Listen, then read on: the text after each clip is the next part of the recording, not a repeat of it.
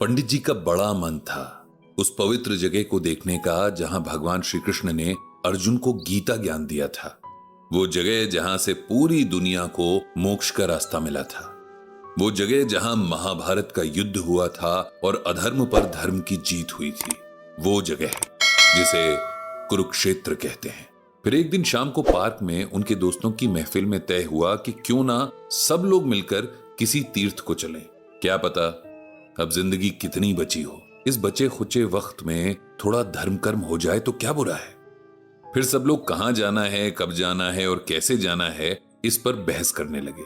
सबने अपने अपने ऑप्शंस दिए और पंडित जी ने कहा कि वो कुरुक्षेत्र जाना चाहते हैं।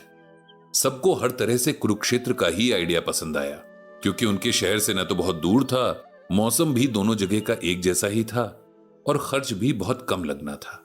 जब सब फाइनल हो गया तब पंडित जी ने अपने बेटे से कहकर सबके जाने आने ठहरने का अरेंजमेंट करवा दिया। सरला जी भी बहुत खुश थीं। आखिर बहुत दिन बाद कहीं घूमने का मौका जो मिल रहा था। पंडित जी के बेटे ने किसी अच्छी टूर एंड ट्रैवल कंपनी की पूरी बस बुक कर दी। ड्राइवर और कंडक्टर को मिलकर 15 लोग हो गए। सुबह करीब 5 बजे उनकी बस कुरुक्षेत्र के लिए रवाना हो गई। पंडित जी बहुत खुश थे कि उन्हें गीता की पावन भूमि को देखने, उसकी मिट्टी को छूने का मौका मिलेगा। सब लोग हंसी मजाक करते गाते हुए आगे बढ़ रहे थे। महिलाओं ने भजन गाना शुरू किया तो उनके हस्बैंड्स ने भी उसमें सुर मिलाना शुरू कर दिया। कुल मिलाकर बहुत खुशी का माहौल बन गया था। एक जगह खाने पीने के लिए बस रोकी गई। सब लोग उतर गए और फ्रेश होकर खाने का अरेंजमेंट देखने लगे। पंडित जी एक चेयर पर बैठ गए। तभी उनके पास बस का ड्राइवर आकर बैठ गया। वो करीब 30 साल का लड़का था। कई सालों से ड्राइवरी कर रहा था। थोड़ा बहुत पढ़ा लिखा भी था। कैसे हो बेटा? पंडित जी ने पूछा। ठीक हूं अंकल, उसने बहुत प्यार से जवाब दिया। उसके लहजे में एक अलग तरह की मिठास थी जो आजकल के नौजवानों के लहजे में कम ही मिलती है, क्योंकि या तो बहुत जल्दी में होते हैं या अपने में ही कहीं खोए हुए से रहते हैं। पंडित जी ने उससे उसके बारे में पूछा, नाम, कहां से है, परिवार कहां है, वगैरह वगैरह। उसने बताया कि उसका नाम दीपक है और वो बिहार का रहने वाला है। परिवार में 2 भाई हैं, पापा हैं, माँ है। उसके पापा की थोड़ी सी जमीन है, उसी पर खेती करके उन्होंने अपना परिवार पाला। दोनों भाई उससे छोटे हैं। एक प्राइवेट जॉब में है और दूसरा अभी ग्रेजुएशन कर रहा है। तुम बिहार से यहां कैसे पहुंच गए? पंडित जी ने पूछा। क्योंकि मैंने अपने लिए आसान रास्ता चुना और मैं नहीं जानता था कि आसान रास्ता कहीं नहीं पहुंचाता। मैं समझा नहीं, पंडित जी ने कहा। दीपक ने फिर पंडित जी को अपनी कहानी सुनाई। जैसा कि उसने बताया था कि उसके पापा एक छोटे किसान थे।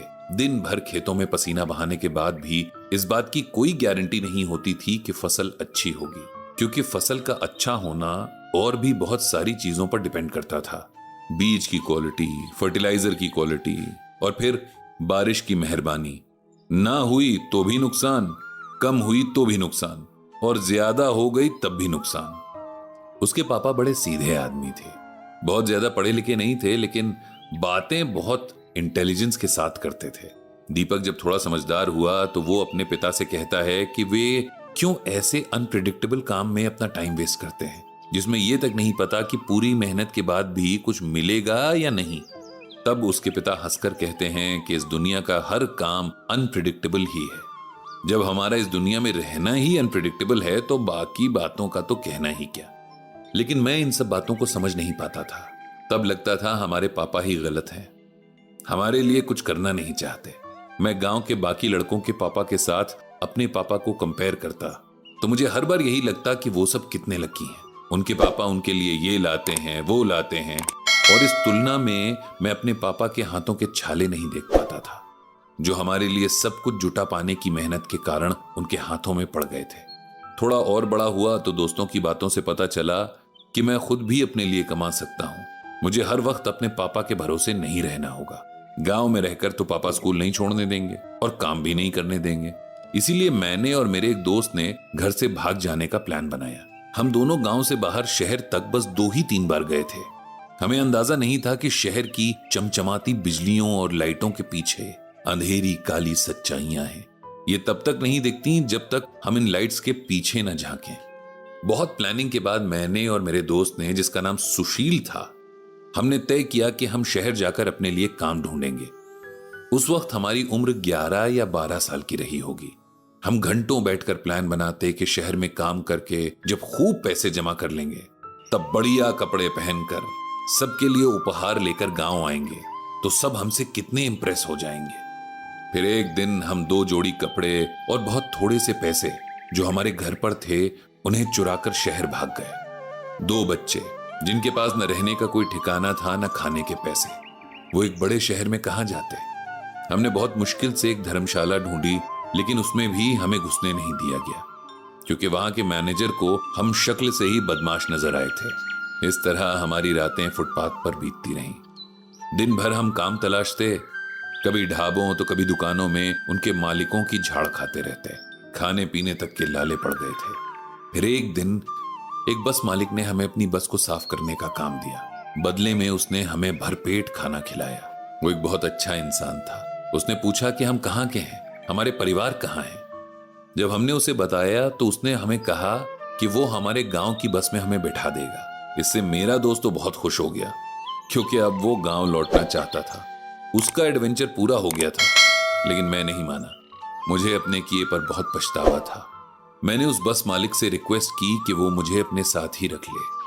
उसने मेरी रिक्वेस्ट मान ली और तब से मैं उसके साथ ही रहा, शहर शहर भटकता हुआ, बिना किसी उद्देश्य के। ऐसा नहीं है कि मुझे अपने घर और परिवार की याद नहीं आती, लेकिन मेरी शर्मिंदगी ने मुझे कभी उनसे कांटेक्ट नहीं करने दिया। मेरी फैमिली ने भी मुझे ढूंढने की कोशिश की होगी, लेकिन मैं तो एक जगह पर टिका ही नहीं, इसीलिए वो मुझ तक पहुंच ही नहीं पाए। मेरा दोस्त सुनील मेरे टच में है, लेकिन मैंने उसे कसम दी है कि मेरे घर वालों को मेरा पता नहीं बताएगा। उसी से मुझे पता चला कि मेरे भाई क्या कर रहे हैं। अब मैं दिन रात पछतावे की आग में जल रहा हूं। मुझे ठीक से नींद भी नहीं आती। अपनी गलतियों का एहसास मुझे जीने नहीं देता। मैं क्या करूं कि मुझे शांति मिल जाए। पंडित जी ने दीपक की कहानी बड़े ध्यान से सुनी और फिर बहुत प्यार से उसे समझाया कि जो कुछ उसने किया उसमें उसकी गलती नहीं थी। उस उम्र में अपने अच्छे बुरे की समझ कहां होती है। और फिर ये समय भी तो ऐसा ही है। कलयुग के बारे में तो भगवान श्री कृष्ण ने भी गीता में कहा है कि दूरे वार्ययनम तीर्थम लावण्यम केश धारणम उदरम भरता स्वार्थ सत्यएव धार्ष्ट्यमेव ही। इस श्लोक का अर्थ यह है कि कलयुग में लोग दूर के नदी और तालाबों को तो तीर्थ मानेंगे, लेकिन अपने पास रह रहे माता पिता की निंदा करेंगे। इसके अलावा सिर पर बड़े बड़े बाल रखना ही सुंदरता मानी जाएगी और केवल पेट भरना ही लोगों का मकसद होगा। इंसान पर समय और समाज का बहुत असर पड़ता है। तभी तो सतयुग के लोग अलग और कलयुग के लोग अलग अलग नेचर के होते हैं। तुम अपने मन से हर बोझ हटाकर अपने माता पिता से मिलने जाओ और फिर उसके बाद वहां रुकना चाहो ना रुकना चाहो ये तुम्हारा फैसला होगा, लेकिन पछतावे की आग में मत जलते रहो। हम में से हर कोई कभी न कभी अपनी लाइफ में गलत फैसले लेता ही है। इसका मतलब ये नहीं कि हम हमेशा के लिए गलत हो गए। हर किसी को अपनी गलती सुधारने और माफी मांगकर आगे बढ़ने का हक है। दीपक ने पंडित जी की बात ध्यान से सुनी और फैसला किया कि वो अपने माँ बाप से मिलने जरूर जाएगा। पंडित जी ने भगवान श्री कृष्ण से सबको सद्बुद्धि देने की प्रार्थना की।